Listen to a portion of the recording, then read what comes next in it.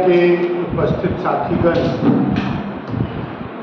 आदरणीय श्री विपिन परमार जी, भाई त्रिलोक कपूर जी, आदरणीय राकेश पठानिया जी, भाई रणवीर निक्का जी, हमारी छोटी बहन रीता धीमान जी, आदरणीय गुलेरिया जी, भाई राकेश शर्मा जी,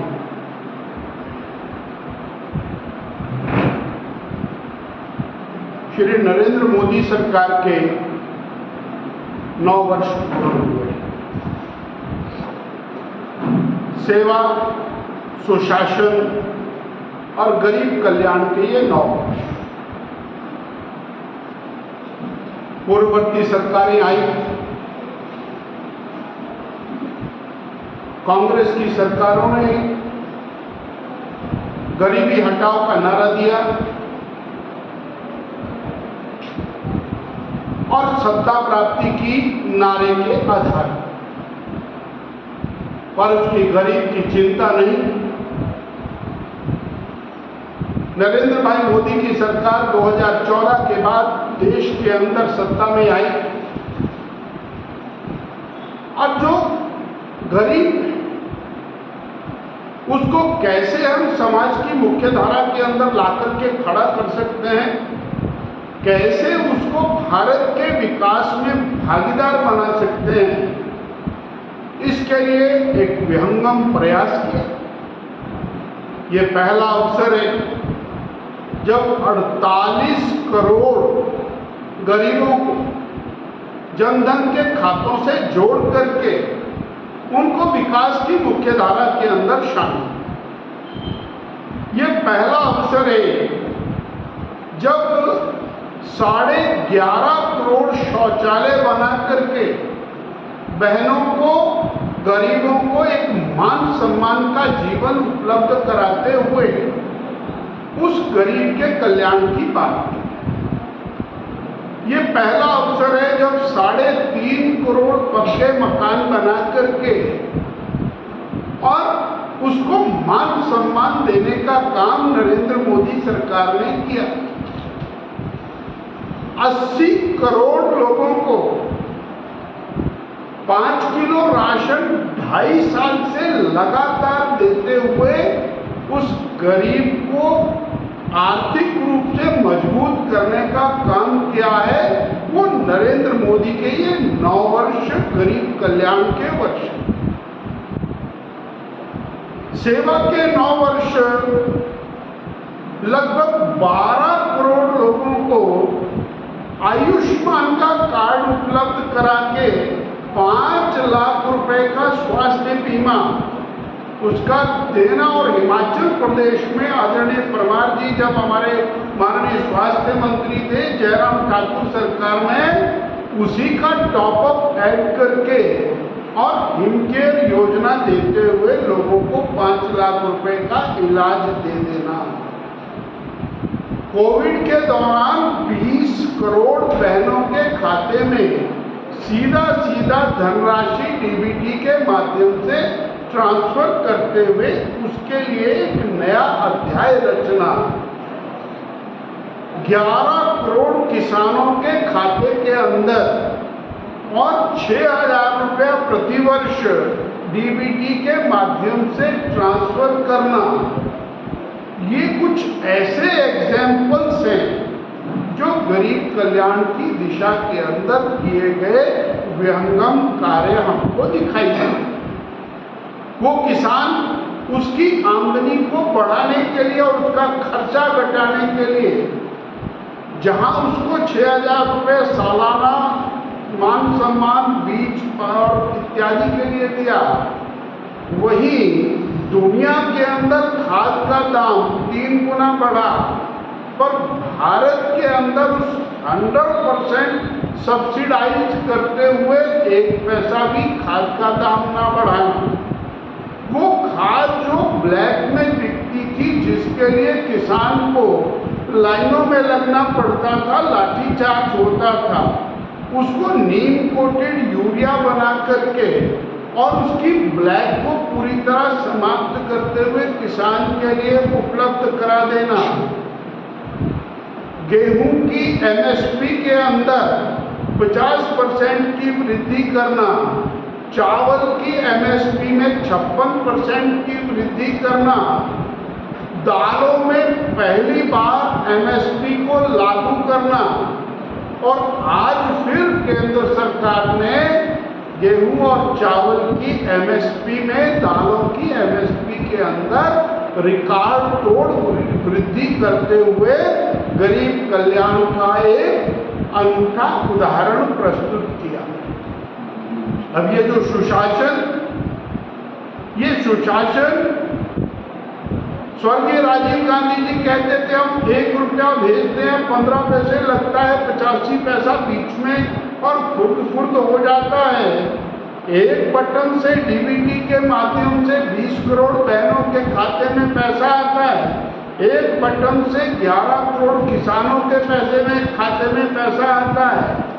अर्थात डायरेक्ट बेनिफिट ट्रांसफर के माध्यम से हम उस व्यक्ति तक पैसा पहुंचाने में मोदी जी की सरकार कामयाब हुई जो अंतिम पायदान के ऊपर बैठा हुआ व्यक्ति।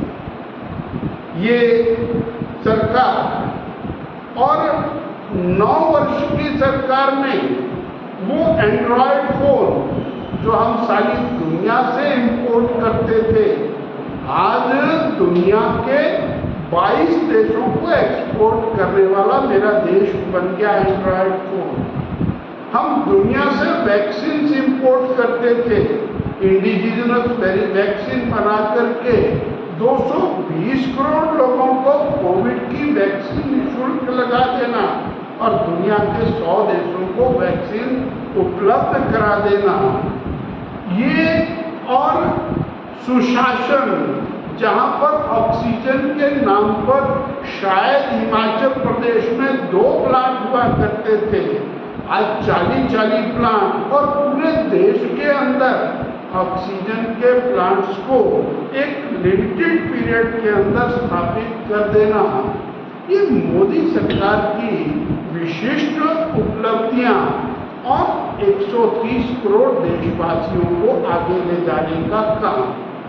आर्थिक धरातल के ऊपर दुनिया में भारत 2014 में कांग्रेस सरकार ने 10वें पायदान के ऊपर खड़ा था, उसको 5वें पायदान के ऊपर पहुंचाते हुए आर्थिक महाशक्ति के रूप में खड़ा कर देना 2013-14 में।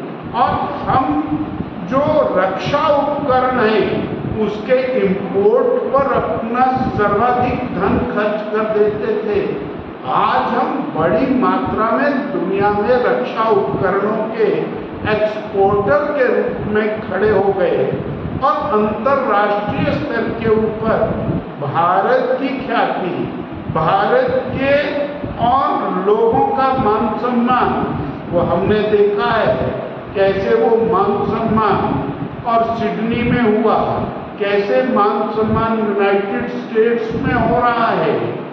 ये इतना ही नहीं, मैं कहना चाहूँगा भारत की सांस्कृतिक विरासत, उसको पुनर्जागृत करने का काम, चाहे वो और श्री राम जन्म स्थान के ऊपर भव्य राम मंदिर का निर्माण हो, वो काशी विश्वनाथ का कॉरिडोर हो, वो चाहे हमारे सोमनाथ का विकास हो, धारा 370 हटाते हुए भारत की एकता अखंडता उसको मजबूत करने का काम हो। ऐसे कामों को करते हुए 9 साल मोदी सरकार के बेमिसाल, इसको लेकर के 1 महीने का अभियान भारतीय जनता पार्टी समूचे देश में चला रही है और उसी कड़ी में हिमाचल प्रदेश के अंदर भी ये अभियान है।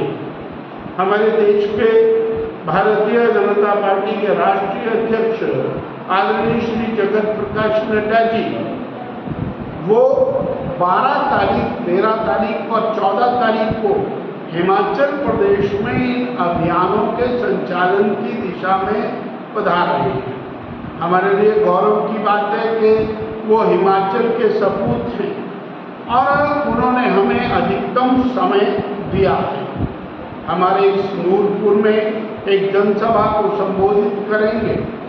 हमीरपुर में हमारी कोर ग्रुप की बैठक होगी और कुल्लू के अंदर एक जनसभा को संबोधित करेंगे। इस प्रकार उनका 3 दिन का आगमन भारतीय जनता पार्टी के कार्यकर्ता को एक नई ऊर्जा, नई शक्ति प्रदान करेगा और जनमानस में 9 साल मोदी सरकार के गरीब कल्याण के, सेवा के, सुशासन के, इसको लेकर के हम इस अभियान को चले हैं और माननीय जेपी नड्डा जी का आना हमारे लिए गौरव है।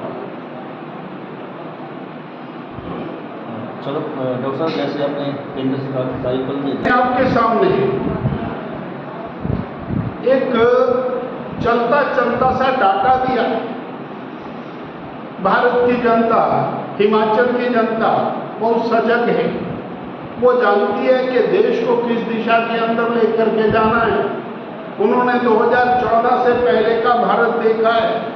2004 से 14 के बीच में प्रतिदिन जब मीडिया छापता था तो क्या क्या छापता था, और 2014 से लेकर के 23 तक उपलब्धियों का ये जो भंडार है, इसको भी जनता देख रही है। और मोदी जी का नेतृत्व एक ऐसा नेतृत्व है जिसको भारत का बच्चा बच्चा अपना मानता है, हृदय से मानता है, और दुनिया का व्यक्ति भी उसको अपना मानता है। इसलिए विश्वास के साथ कहा जा सकता है कि भारतीय जनता पार्टी एक बार पुनः तेज गति से आगे बढ़ रही है। शायद सेक्युलर क्या है, इसकी परिभाषा समझने की आवश्यकता, और सेक्युलर शब्द आया कहां से, इसकी भी व्याख्या समझने की आवश्यकता। वास्तव में ये शब्द है पंथ निरपेक्ष। ये धर्म निरपेक्ष नहीं है, ये पंथ निरपेक्ष। और धर्म क्या है? अगर पंचभूत देखें तो उनका धर्म क्या है? अग्नि का धर्म जलाना है, वायु का धर्म सुखाना है, ये पंचभूत का धर्म है। धर्म एक ही है, और वो इसको नॉन सेक्युलर की बात क्यों कहते? अगर हिंदू को गाली देना सेक्युलर है तो उसको वो सेक्युलर मानते, वो स्पष्ट करे वो सेक्युलर किस बात को मानते। वो दुनिया के देशों में जाकर के भारत की बदनामी करना, उसको सेक्युलर मानते। पिछले कल अमेरिका ने उनकी बात का जवाब दिया है, मीडिया के माध्यम से जवाब दिया, आप लोगों ने उसको छापा है। जिस अमेरिका के अंदर जाकर के भारत की उन्होंने बदनामी की है, सच में ये बहुत दुखदायी है, कष्टदायक है। भारत के नेता भारत के अंदर अपनी बात कहे, दुनिया के अंदर। बड़ा अच्छा उदाहरण पिछले कल दिया कि पांडव और कौरव का जब युद्ध है, जब हम अपने यहाँ हैं तो हम अलग हैं, हम यहाँ पर लोकतांत्रिक तरीके से अपनी बात रख सकते हैं, पर जब दुश्मन देश की बारी आएगी तो हम 105 हैं, हम 100 और 5 नहीं हैं। परंतु ये व्याख्या उनको कहाँ समझ में आती?